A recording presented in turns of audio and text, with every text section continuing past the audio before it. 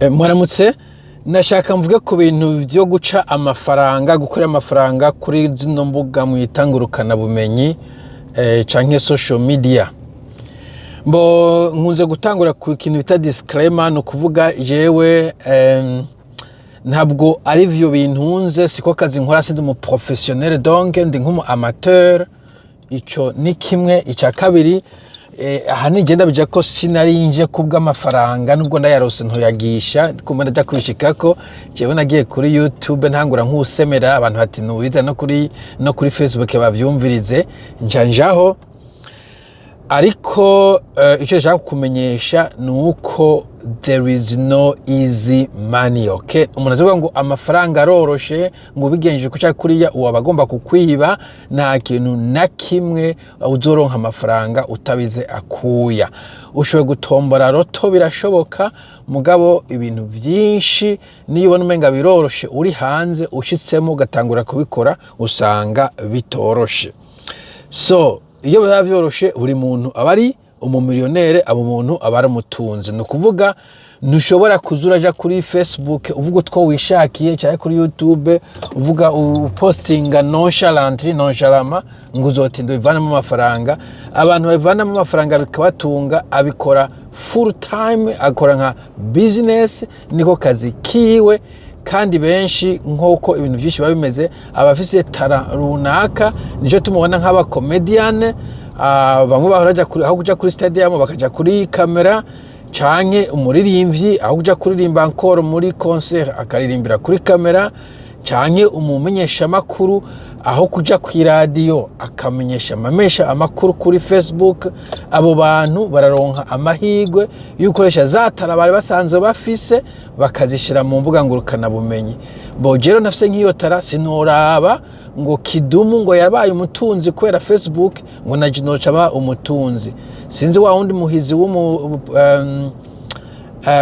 akora entertainment sinzi ko yitwa comedian Ildefonse sinoraba ngo YouTube ngo yarakize unacankira kubera iyo tala ntayo mfise no ndiko ndahatirako medantureka. Urumva ko bisaba ko umuntu aba afise tara runaka ego nivyo haro tara tabuzi ukagira ibintu by'uburofu abantu babikora ku ma social media akaronka amafaranga mugabo ndashaka kuvuga harimo tara harimo effort harimo na chance sinaze amazi. Okay, donc ushiramo effort nyinshi. Effort ya mbere kwiyumvira icyo uja kuvuga ko canke icyo uja gukora ko nugo yobe indirimbo hanyuma ukacandika kumbure. Abantu benshi aragira script cyane nko kuri YouTube canke bita long form n'abantu bakasha kuvuga umunota 10 atafasha amanote hanyuma ukabisoma of course canke ukabikora mugabo wikutwaje amanote nk'udafite akanote gatoyi not too big mugabo karamfasha kumenya ntuzeye urukwikana ivyiyumviro ariko besha andika script yose kuya kumenyesha makuru hanyuma ukinstara kamera burya kamera kuinstara kuraba angle ukapima ama audio hagiye ukiro gasanga audio ntiyafasha ukasubiramo vyose abakora ama content murabizi ivyo ukavyinstara iyo niyo foro hanyuma hejeje ukayi editing urana ko abantu zanga editinga je keshi na keshi kuri Facebook mfa gusuka ko bon mugabo urumva nico tuma asiyo business wanje mugo ya business byasaba ko njamo editing urana ko abantu shanga bashe mudu udu songs tu ziki natwe ukabanza kuja kuturondera ututarihisha karisha ukariha amafaranga yako ibintu nk'ivyo mu nyuma ukazura participe mu bandi. Numvise ko kuri TikTok bisaba ku participe mu live naho mugahana masters n'ibikije ni wombaza donc ndashaka kuvuga muri make ni effort na kazi ubirakuya yego nivyo ntubirakuya physique nk'umuntu kararima mugabo ubira akuya. Okay, iruhande yakuya harimwo money amafaranga umutahe kubera iki bon ego nivyo shaka kwisha telefone yawe mugabo keshi na keshi telefone ntiboneka neza bon hayi nk'urana kutaboneka neza et puis urashobora gukoresha donc bisaba kufita kamera nziza the more camera ufite the better. Sero ntuzeye nishe yawe je gituma ntari muri entertainment visage sindayitayeho mugabo uri gukora bajya ba genre ba ndekana hujye nyandwi urana ko akora kameme stage nziza akambara neza akambika umugore bijya bigugwa amafaranga ukagenda ahantu hari inzu nziza ukagura kamera ukeditinga ukagura software yo kweditinga donc ivyo byose bigutwara amafaranga. Ufashe nk'umukubito nk'akarorero urana ko agenda kazunguruka canke ujya homme de changement ngo ndo imakamba ndo ingozi bijya bintu déplacement n'amafaranga bien sûr. Bo nibaza ko n'abantu bigiye ku interview ngo wakwaka amafaranga sezo umuntu yize kumva ngo Nyangoma ngo yaka ibihumbi bingahe. Bon je nta ma interview nkora kai kuba je ntayikonda akora ibintu nka business nta muntu nzo amafaranga ngo dukorane interview mugabo nubwo totanga amafaranga wamusanze mu biro vyiwe canke kure mu ntara ugiye wagenda n'amafaranga donc birasaba agatahe runaka nubwo ukoresha telefone yiwawe tso ko ari telefone ifise kamera nziza ico ni kimwe ifise dufate memoire nziza voilà donc ahantu ushobora gusavinga izo storage gusaving izo ntuze yajya ama gigabyte ushobora gusavingamo imvuze gigabyte kandi aho gigabyte za internet usakufise internet nziza omwe uploading uri kurashura amavideo kuri internet bitwara ama mega hanyuma vyiza uwo ufise laptop uyukora editing iri complicated harige bisako laptop bikorohera ibintu nk'ivyo donc umva ko bisaba umutahe ataba ngo byose takuba bifise ushaka gutangana na phone birashoboka mugabo ukene kugigira yo profession ivyo uwo mutahe urakenegwa.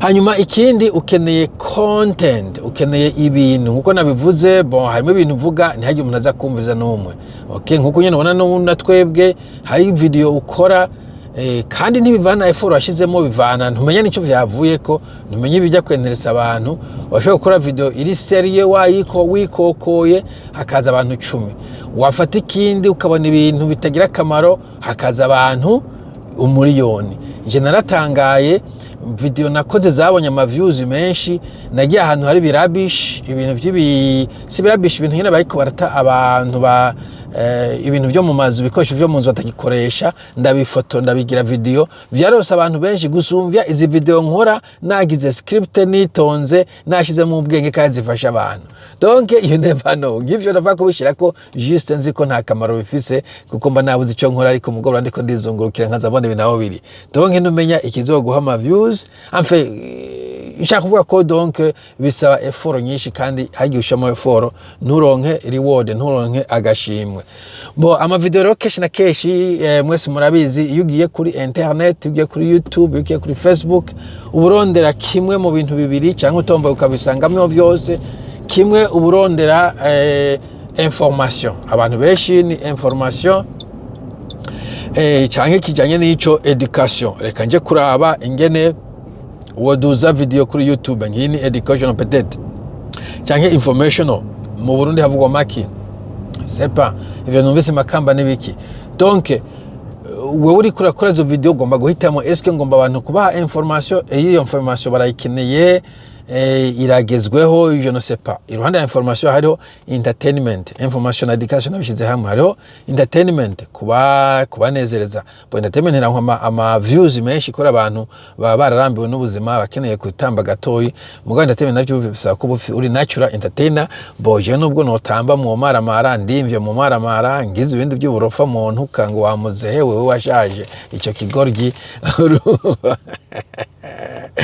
urumva uraraba yuko ufise niyo talent uri extrovert kushobora kwentatininga abantu mugabo urumva ugomba kubaha kimwe muri ivyo bintu kugira ngo baze bagushengerere nuko ube hari ico bakuramo bigako canke hariho ukwiryohera birimwo ivyo bon ntawovuga ngo abantu umenye ivyo bashaka education urashobora kuba nabonye umuhungu w'umunyarwanda ari muri Poland ndibaza canke Pologne azaravuga ubuzima bwa diaspora nabonye afite ama views menshi bo washoye kuburi ahantu mu gihugu muri rirare muri village ujya go with J yigira ahantu muri village muri Kenya kazayerekana ingana tunga inkoko hageze gusanuza akavyerekana aronka ama views donc nuwo dismissing ico ukora cyose wopima sinokubwira ngo iki nico kima amafaranga ko yandakiza naje mandagikora nico nanje nokora so ndiko ndavuga ngo je ndazi ibintu ngo ndiko ndabaha inyigisho z'umuntu w'umu expert, urapima iki chance ugapima ikindi, mugo kenshi na kenshi bisaba ko ari ikintu utahura neza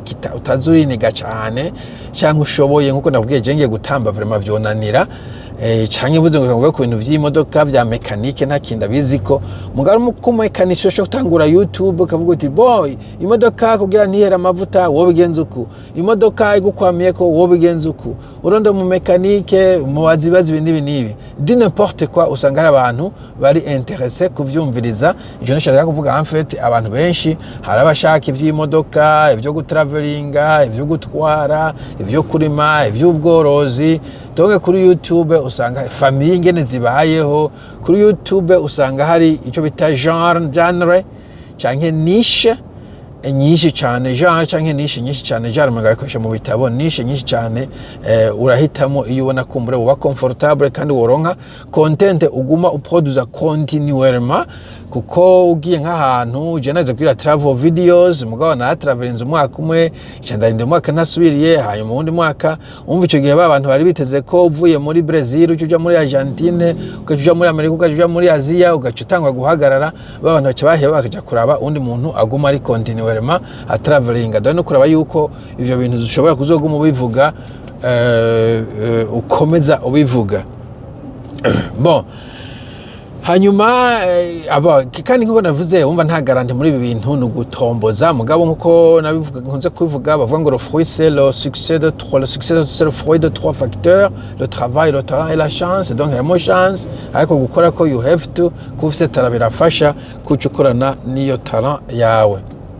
Hano bituma nabwiye nk'aba celebrity ari usanga kenshi na kenshi bafise abantu baba followinga kubera barasanzwe baba followinga offline, bakoze ama video, bakoze ama concert, ibintu nk'ivyo. Bo hanyuma je navuze ingene abakiriya content, sinavuze ingene ronka amafaranga. Ingene ronka amafaranga ivyo nzi encore ni fois nkuko navuze ndi expert mugabo mu majambo make hariho inzira zingahe. Iya mbere nuvuga iri populaire kandi iri automatique niyo bita ad revenue, donc amafaranga avuye mu matangazo. No kuvuga yuko aba YouTube hagiye uzubona ihagaze ukazubona video ngo imodoka ngaha ziragize nge urashaka kuja Dubai, pana bijya YouTuber wenyine avuga bigenda bishikako muzozo ni automatique, ziba ni digital adverts, donc ni nka billboard nk'ijya tableau ubona ibujumbura gura lumikash mugabo ikabiri kuri internet. Ico gihe rero kujya zya ads displayinga niko umu creator ashobora suvuga ngo acaronka, ashobora kuronka amafaranga kuri we wari kurayaba. Donc muri make video biye vy'aba followers n'aba subscribers kuri YouTube sivyo biguha amafaranga, bw'amafaranga na ma views. Ego nivyo harimo ama followers n'aba subscribers basabwa imbere gutangura gukora amafaranga, icyo bita monetized. Mugaba hanini uronka amafaranga ku ma views, naho nyene havyo bita ngo ni qualifying views. Ama views hari ya qualifying na da qualifying, kandi kindi ama views ntahemba kumwe. Ama views ko urumva ama advert ama company menshi ari za Buraya za Amerika niho batangaza kuri internet. Urabona mu Burundi ko bagikoresha ijambo ku munwa genda kwa naka niho hayinzoga nespa canke ayo ma billboard ya matableau gura ikarata ya rumikash kuri tableau. Donc ntibaraba digital, nta barundi benshi baba ariko baragura ibintu kuri internet, usanga ata amafaranga menshi Google canke Facebook itanga per view. Bayitumenga ngo ni RPM canke CPM muja kuitohoza, mugabo usanga ari ntoyi ridiculously low, ku buryo numvise nyambari go with Jenny navuga yuko ama views igihumbi yo mu Burundi niba yoronka nk'idolari ari nka muri market nk'amadolari 7. Donc ni difference ni cyane. Donc nje tuma abakreateur b'u Burundi nta mafaranga menshi baronka, mugabo bo chance bafise bari mu gugi zimbutse par rapport ya USA. Mugabo nka twebwe twa turino ugakora channel zitumbere Burundi no faranga bw'iki ntikize sinzi bacuvuga ngo ngujana hirya nka murindi, yes mugabo umenye yuko waba washyizemo umwanya, time is money, donc ari business wagomba gukora, hari izindi business, hari ubundi buzima bw'amafaranga meza gusumvya YouTube, definitivement gusumvya Facebook. Niba ushaka guca amafaranga hariho ibindi vyiza, mugabo ari mu Burundi encore it is worth it kubera imishahara mu Burundi sanzwe uri mitoyi kandi ubuzi bukenye, ino ndavuze kubera ubuzi burahari kandi imishahara ni myiza, birashobora kubona akazi kaguha amadolari ashika 50 ku isaha, ora 50 kuri Facebook cyangwa kuri YouTube woyakorera amasaha 10 plus. So urumva iyo difference. Ari mu Burundi good deal. Hari abagenzi muri za Philippines bakora YouTube bavuga ko ari sawa gusumvya ubuzi bakora. Okay, ad revenue kanazive kuzama advert encore une fois kumbura umuntu je mu detail undi munsi ingene qualifyinga gukuraninga ama ad, mugabo harimo subscription ubasaba kuri YouTube n'ama views na followers kuri Facebook, mugabo nkuko nabivuze nuko biri. Okay, icya kabiri ushobora kuronka amafaranga ni no cita community. Community ni inzira nyinshi, harimo ivyo vya gusubscribinga kuri Facebook. Ushobora kuvuga uti umuntu nkeneye kumfasha ni nka support really, je nibaza ko ata hamwe abantu bavuga ngo bazogira content special ku subscribers barabikora, donc akagira umunsi umwe akagira ati ikinda cyerekanye mugabo ndakinyegeje inyuma cy'ivyo navyo nokora ko yumva siko kazi nkora. Bon, ama video yose ni free for all, mugabo bo hari mu diaspora yaritsitaye baba docteur bari mu France akavuga ati uyu muhizi nabashamo eforeka ndamuha dolari rimwe ku kwezi, ntabwo nojyanga ngo ujyanye nka muri yindi, mugabo nta ntuzokundi ko ndaboroga ndasemera ngo subscribe abonnez-vous, navyo novamwo sivende ko ndakora, muzora bakubuntu mukene gutanga imperezwa sawa ndi kujya ku imperezwa, nta muntu avuga ngo tanga imperezwa niwe wibwiriza. Okay, cyo kimwe no kuri aho subscribe biri kuri Facebook, kuri YouTube bita abone, no bita membership nayo nashyize ko iyo membership mugabo ntabwo sinigenda ndayitangaza ngo ni mu aba members, kuko kenshi na kenshi nk'abarundi ndazi ko tuba naho turi muri diaspora nta mafaranga menshi tufise, turamacano menshi niho kwa muri kura subscribe ura membershipinga canke umuntu abishoboye yofuma membershipinga ku muntu wo mu Burundi kwera bo nibaza ariko kazi bakora kandi atabundi buzi bworoshe ko baronka. So jewe ntabwo ntagira umuntu yumva ari yo kwiniga cyangwa ngo reka rigora ngo reka ndungikira amafaranga amoke.